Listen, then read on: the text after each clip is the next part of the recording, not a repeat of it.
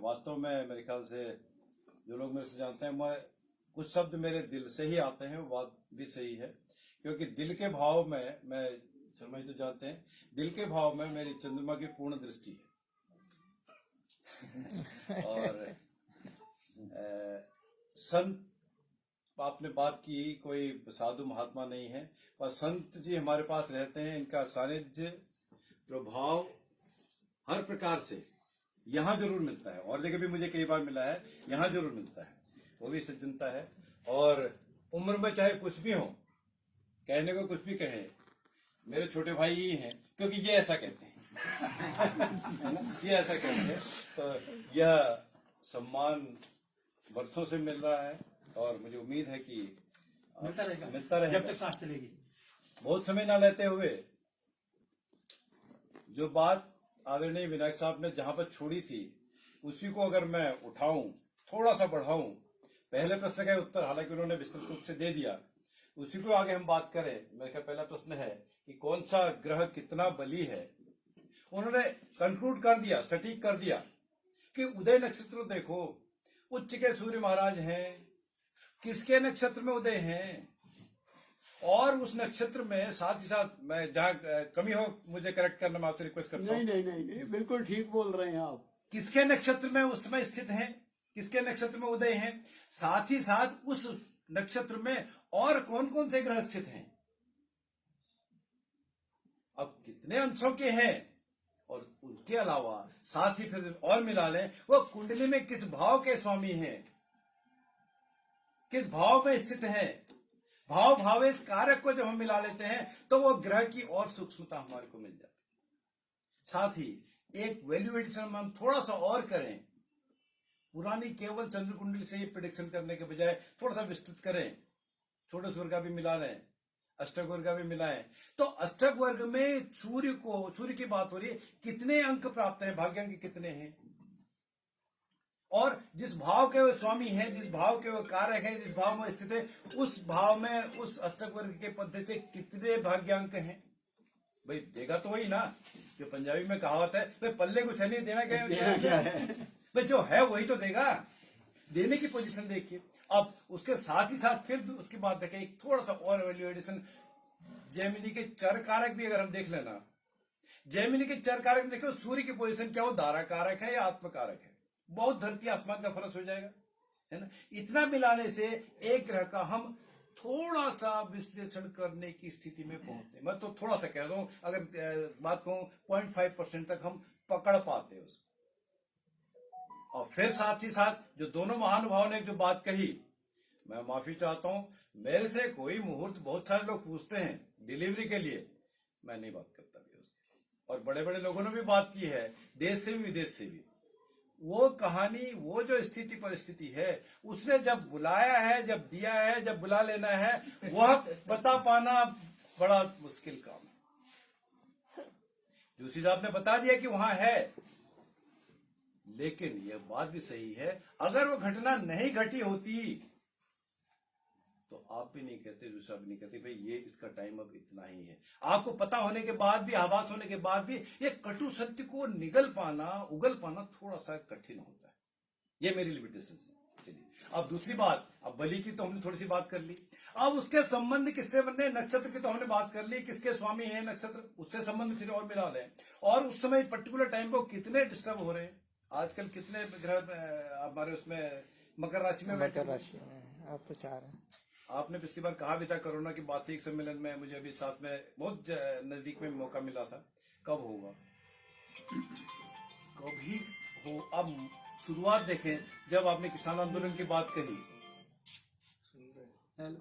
उच्च के सूर्य जब आ जाएंगे ना, बाहर हूँ मैं, अस्त थे तो सूर्य पूरा प्रभाव दिखाएंगे, पूरा प्रभाव दिखाएंगे, तो क्या होगा, वो ज्यादा गवर्नमेंट की तरफ से, अथॉरिटी की तरफ से प्रेशर थोड़ा सा बढ़ जाएगा, ऐसी मान्यता है, ऐसे या फिर 84 के हो जाएंगे सूर्य उस समय, उच्च से 84 के होने तक 5 महीने का जो फर्क है, एक। दूसरा, बुध कम से कम कितने महीने आज हो गए, 85 या 88 दिन कुछ हो गए, है ना। इतने दिन और बीतने के बाद फिर कंबस्ट हो जाए, तो दो स्थिति बनती है मुंडेन के हिसाब से, ये कंट्रोल में आने की स्थिति, जो मेरे को जितना समझ में आती है बात एक। अब तीसरी बात थी, हम रास्ते में आते हुए, वर्मा जी बहुत बोलते नहीं है, थोड़ा इंट्रोवर्ट हैं, लेकिन उनका जो ज्ञान का भंडार है बहुत विस्तृत है। मैंने उनसे कहा भी था, वर्मा जी आपने यही बात करनी है जो हम बात कर रहे थे, चलिए उसके बाद तो मोनी पर छोड़ता हूँ। जब प्रिडिक्शन की बात आ रही है, धन की उसकी बात थी, तो हम बेसिक चीज जो ज्योतिष की है, जहां से ज्योतिष का ज शुरू हुआ है, उसको छोड़ देते हैं। मिला नहीं, क्या छोड़ देते हैं भाई? वो धर्म त्रिकोण, धर्म अर्थ काम मोक्ष, ये चारों त्रिकोण जो हैं, धर्म त्रिकोण हमने छोड़ दिया, अर्थ त्रिकोण छोड़ दिया, काम छोड़ दिया, मोक्ष छोड़ दिया। हर भाव का आप उसको लग्न मान के अगर हम देखते हैं, हम फलित वास्तव में कर पाते हैं। वो जो पहली बात थी, जो आपकी बात में थोड़ी सी आगे बढ़ाने की कोशिश, बाकी ग्रह मैंने कवर नहीं किए क्योंकि फिर दिन भर मैं आप मेरे को झेलते रहेंगे, उसको करता रहूंगा। उसके साथ बाकी ग्रहों की भी स्थिति वही है। धर्म अर्थ काम मोक्ष हमने देख दिया, और दूसरी बात किसी का कैरेक्टर हमने देखना हो, प्रेडिक्शन देखना हो। कैरेक्टर मेरे वर्किंग का, मेरे खाने का, मेरे बिहेवियर का, मेरे मिलने का, मेरे अर्निंग का, मेरे स्पेंडिंग का, पॉजिटिव नेगेटिव सारा, उस भाव का आप लग्न मान के, भावात भाव को हम मिलाते हैं, उस भाव को लग्न मान के पूरी कुंडली में व्याख्या करो। ठीक है, 12 कुंडलियां उस जातक की बन जाएंगी। लग्न से लेके 12 भाव तक की एक एक की अगर व्याख्या करते हैं, बहुत वास्तव में डिटेलिंग तो मिलती है। फिर होता क्या है ultimately, with due regards respects, Pandit ji थोड़ी सी कुंडली देख दो, आजकल फोन बहुत चल रहा है, ये देख लो। आप क्या करें? अरे फीस भी लगेगी। मेरे पास, अगर आपने कभी किसी ने सुना हो, हर संडे सैटरडे 9 बजे कुछ लाइव आता है ज्योतिष टीवी में, उसमें वो फ्री के बहुत है देखने वाले, बहुत मैसेज करते हैं रिपीटेडली, वो भी कहते हैं, मैं भी कहता हूँ हम उसको नहीं करते भैया। लेकिन कॉल कितने लोगों का आता है, उसमें एक तो मैसेज कर रहा था, अरे ये तो पैसे पूछ रहे हैं भैया, मत दिखाओ इनको, मत बात मत दिखाओ, हम कहाँ आपसे बात कर रहे हैं। इसलिए चाहे देखने वाला हो या दिखाने वाला, मैं भी जरूरत होती है, मैं कई लोगों से बात करता हूँ, वो बात करना, चाहे हम ज्योतिष की बात कर रहे हो, पूजा पाठ की बात करें, डॉक्टर के पास बात करें, अखिलेश भाई की बात करें, आपको लीगल आपकी बात करनी हो, उसका मानदेय देना जरूरी है। उसकी दक्षिणा जिस रूप में है उस रूप में देनी जरूरी है। वो सारी चीज फिर हमको क्या बताती है? वो आपकी कुंडली ही बताती है। शर्मा जी जो कुंडली है ना, कुंडली ही बताती है। जब कुंडली जब बताती है तो हमारे को लग्नों के अलावा ग्रहों की स्थिति तो पता चली। फिर सामने वाला, जैसे भैल साहब ने बता दिया कि यस वो इस काम से आया है, विनायक साहब ने बता दिया यस इसका प्रयोजन तो ये है। मूक प्रश्न तो ठीक है, मूक प्रश्न की बात थी। अभी मैं जब आ रहा था तब वर्मा जी को मैंने बताया, वो एक किसी ज्योतिषी महानुभाव का फोन आया था, उन्होंने मेरे से जब बात की, पंजी आपके 2 बच्चे हैं, मैं तो पहली बार आपसे बात कर रहा हूँ। मैंने उनसे विश किया, नमस्कार किया, मैंने आगे की बात सुनी। खैर उन्होंने कुछ चीजें बताई, उसका 2 चीजें हैं। कैसे बताई उन्होंने, या जितना मुझे अल्प ज्ञान में भी समझ में आती है, उस समय का उन्होंने प्रश्न कुंडली बना के प्रेडिक्शन दिखता होगा और बात समझ में आई, कर लिया। या एक जो दूसरी विद्या है, जो लेटेस्ट विद्या है, चली तो पहले से है, उसको आगे बढ़ाने का काम फिर वर्मा जी कर रहे हैं। घड़ी से हम प्रिडिक्शन कर लेते हैं, इस समय आपका क्या बजा है, 8 बज के इतना मिनट है, या 12 बजने वाला है, 11:55 आपका हो गया। इसको लग्न मान के चंद्रमा के मून की पोजीशन से हम कुछ प्रिडिक्शन कर रहे हैं। इसी को न्यूमरोलॉजी में कन्वर्ट कर लेते हैं, तो उसके भी अंक निकाल के भी बात कर रहे हैं। वो सटीकता तो आती है, लेकिन जो उसका बेस है, जो जड़ है, जो फाउंडेशन है, वो फाउंडेशन कैसा? वो फाउंडेशन वही है जिससे हमको आगे बात पता चलती है। तो ग्रह की हमने बात की सटीकता जानने के लिए, चाहे हम उसको कारक से देख लें, जैमिनीचर कारक से देख लें, भाव भावेश कारक देख लें, नक्षत्रों से देख लें, नक्षत्रों के स्वामियों से, देवताओं से देख लें, तो हमारे को एक बात पता चलती है। अब दूसरी बात थी,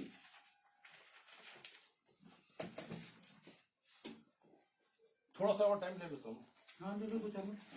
तो दूसरी बात थी, हम केवल ग्रहों की अगर बात कर लें, हम जितने भी लोग हैं यहां पर, हमारा कैरेक्टर कैसा है, हम कितने डरपोक हैं, कितने दबंग हैं, इन दोनों की व्याख्या तो सूर्य मंगल से पता चलेगी ना।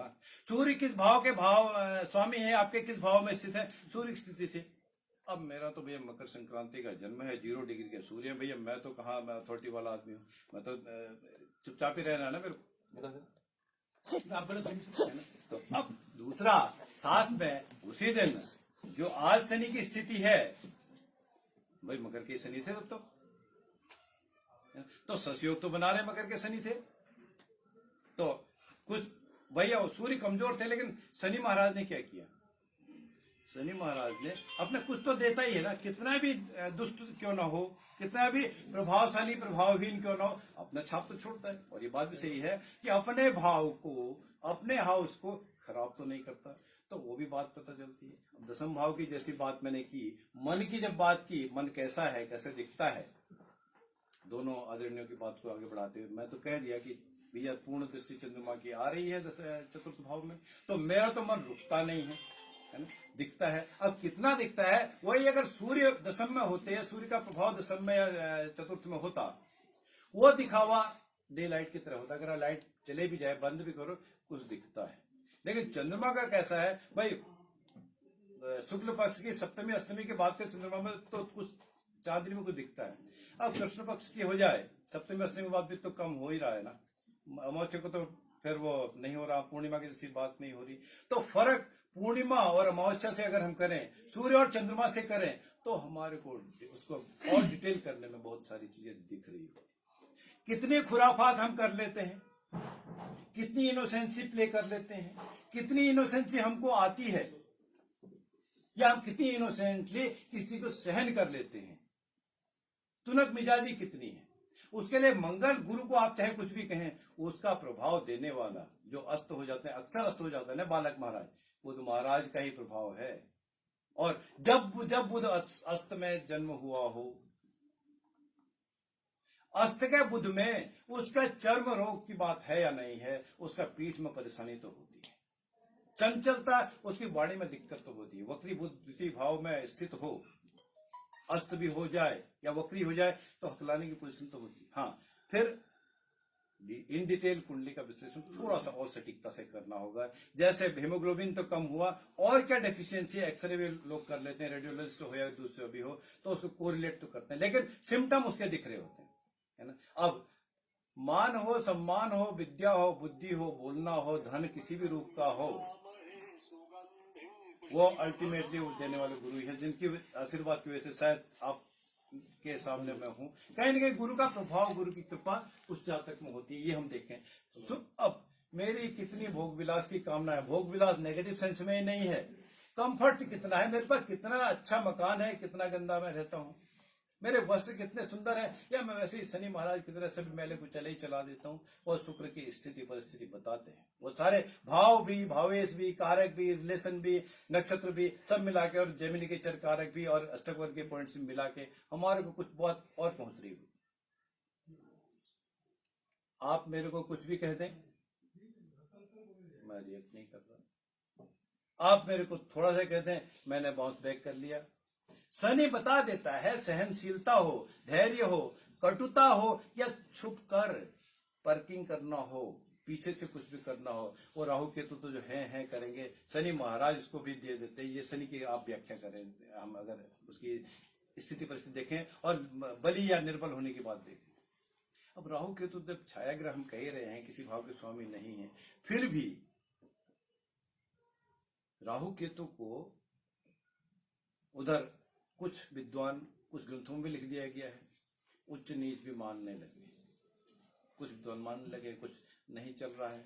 तो अगर, और उसमें फिर डिफरेंस ऑफ ओपिनियन है, वृषभ में कुछ मान लेते हैं, कुछ मिथुन में मान लेते हैं। वैसे ही केतु फिर वृश्चिक और धनु, जहां पर भी हो, जैसे भी हो, जो भी स्थिति हो, उसके अलावा भाई मटेरियलिस्टिक प्लानिट राहु है, उस भाव से संबंधित, उस भाव के कारक से संबंध बनाता हो और उनके नक्षत्रों में हो, तब वो वैसे उनके फल जरूर दे देते हैं। अपने नक्षत्र में राहु हो तो वो षड्यंत्र का और अधिक बढ़ जाता है।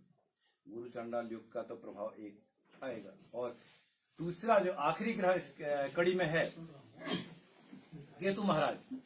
अब भैया इच्छा भर गई, अब बहुत हो लिया, बहुत हो लिया, चाहे भोजन के लिए हो, भक्षण के लिए हो, बोलने के लिए हो, जाने के लिए हो, चाहे किसी मीटिंग से जाना हो, चाहे किसी समाज से जाना हो, किसी कार्य को त्याग करना हो, वो देखने के लिए केतु। और इन सब की पोजीशन छोटी छोटी एक दो बात है जो मेरा अल्प बुद्धि में आती थी, वो मैंने जो आपको बताई, ऐसे मिला के हम बात करते हैं, तो वास्तव में हम कुछ और अधिक पहुंचते हैं। हाँ, उनका डिग्री जो स्ट्रेंथ है ना, मुदगिल साहब जो डिटेल बताएंगे, डिग्री है, स्ट्रेंथ है, पोजीशन है, चलित की पोजीशन कैसी हो रही है, नौमास में कैसी पोजीशन हो रही है, सप्तमास दसमास में कैसी पोजीशन हो रही है, इसके पोजीशन से हमारे को कितना अच्छा या बुरा जो भी हो वो बात पता चलेगी। उसका हमको आकलन मिला के अगर देखते हैं, बली निर्बल का आसार मिलता है। अब लास्ट 1 सेकंड पर कंक्लूजन लास्ट क्वेश्चन लेता हूं। उपाय कितना काम करते हैं या नहीं करते, करने चाहिए या नहीं करने चाहिए? उपाय किसका? क्या हमने रोग को आइडेंटिफाई कर लिया तभी तो डॉक्टर की दवाई चलेगी? मेरा अपना एग्जांपल अगर आप में से कहो तो मैं बताऊं। 29 अक्टूबर 88 को संडे का दिन था, मेरे पेट में दर्द था। उन दिनों दिल्ली में बहुत सारे हॉस्पिटल नहीं थे, प्राइवेट तो इक्का दुक्का मूलचंद और होली फैमिली हॉस्पिटल होता था साउथ दिल्ली में। मेरा दोस्त लेके गया एक डॉक्टर के पास, उन्होंने कुछ बरालगन का इंजेक्शन दिए थे। रात भर फिर 4 घंटे बाद फिर पेन हुआ। नेक्स्ट डे फिर सुरेंद्र मार्केट में डॉक्टर सेन गुप्ता को दिखाया। उन्होंने देखा, ओह एक्यूट अपेंडिसाइटिस, अभी ऑपरेशन होगा, तुम जाओ एम्स जाओ। उन्होंने तब 10 रुपए फीस थी, नहीं ली। एम्स जब गए 8:30 बजे मॉर्निंग से लेके 5 बजा दिए। उन्होंने एक्सरे तो 2-3 किए, उन्होंने लिख दिया अपेंडिक्स नहीं है। पेन कम नहीं हुआ, फिर भी वो कहते हैं हम ऑब्जर्वेशन के लिए आपको सफदरजंग हॉस्पिटल शिफ्ट कर रहे हैं एम्स के बगल। और सफदरजंग जाते ही 1 घंटे के अंदर में अपेंडिसाइटिस का ऑपरेशन हुआ, है ना। वो क्या था, ज्योतिष की भाषा हम मिलाते हैं। यस, उस समय कहीं न कहीं पेट के कारक के साथ राहु का मिलन था। मैंने कई सालों के बाद उसको मिलाया, वो जो उस दिन पर्टिकुलर दिन था। तो राहु चंद्रमा का प्रभाव चल रहा था, चंद्रमा शिफ्ट हुए, वो पोजीशन राहु से छूट गई और वो दिखा। मैंने दोष दूं या ना दूं, उसके बाद में छूट गया, बीती बात भी सार दे आगे की सुधले, उसका प्रभाव उसका।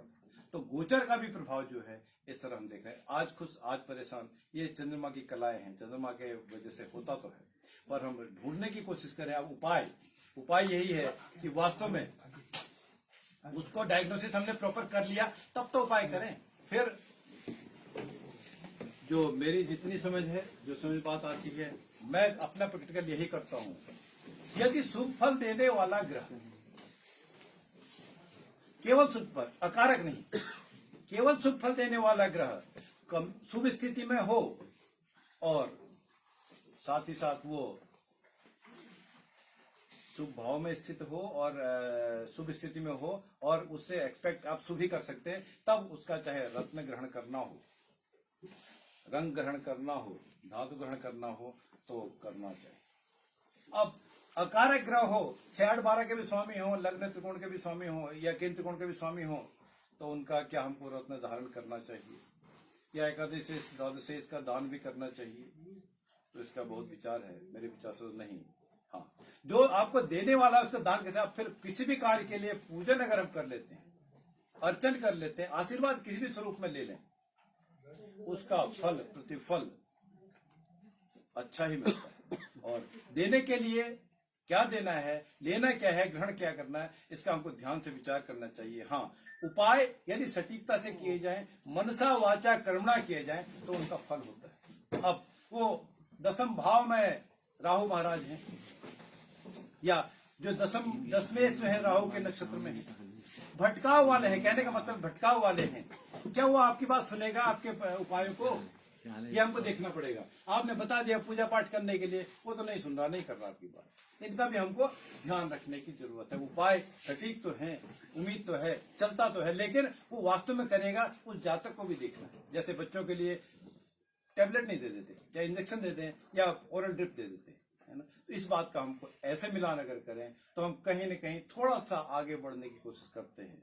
मुझे लगता है मैंने 0.5% से जो सीख मेरी थी उसको 1% तक लाने की कोशिश की है। आपने ध्यान से सुना, धन्यवाद, साधुवाद, जय।